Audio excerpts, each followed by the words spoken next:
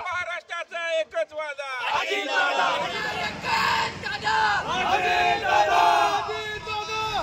करायचा नाही।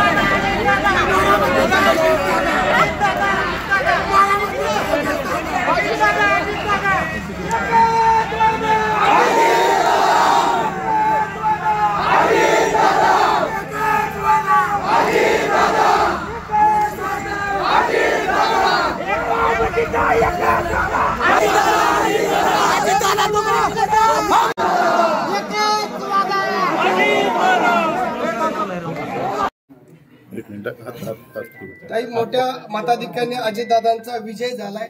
जवळपास लाखाच्या पुढे लीड जाण्याची शक्यता आहे। वहिनी,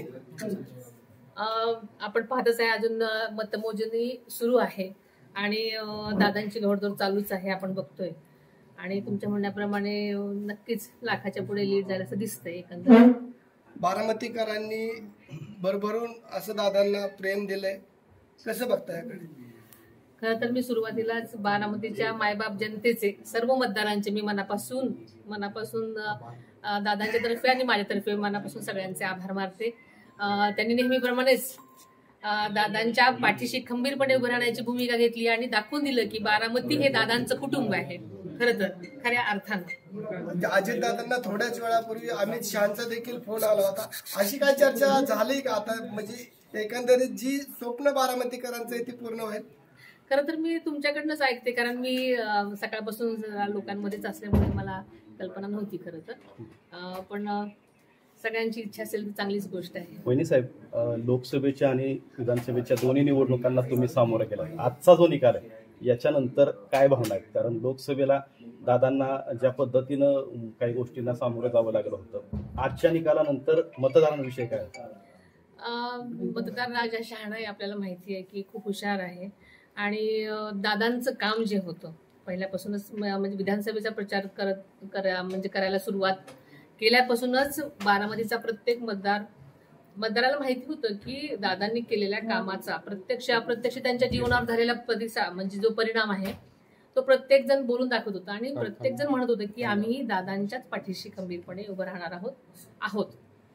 विरोधकांनी वहिनी साहेब ही निवडणूक भावनिकतेच्या दिशेने केली होती, परंतु तसा प्रतिसाद मिळाला नाही। आपल्याला माहिती तेच की जनता हुशार आहे। मी म्हटलं आपल्याला बारामतीची जनता खूप हुशार आहे। बारामती शहरामध्ये मुख्यमंत्री म्हणून आता फ्लेक्स झळकू लागलेले। प्रत्येक नेत्यांनी मोठ्या पदावर जावं असं प्रत्येक कार्यकर्त्यांचं आणि जनतेचं तिथल्या मत असतं आणि तसं बारामतीकरांनी त्यांचं मत तिथे दाखवलेलं आहे आपल्या पोस्टरमधून। ओके. एकच वादा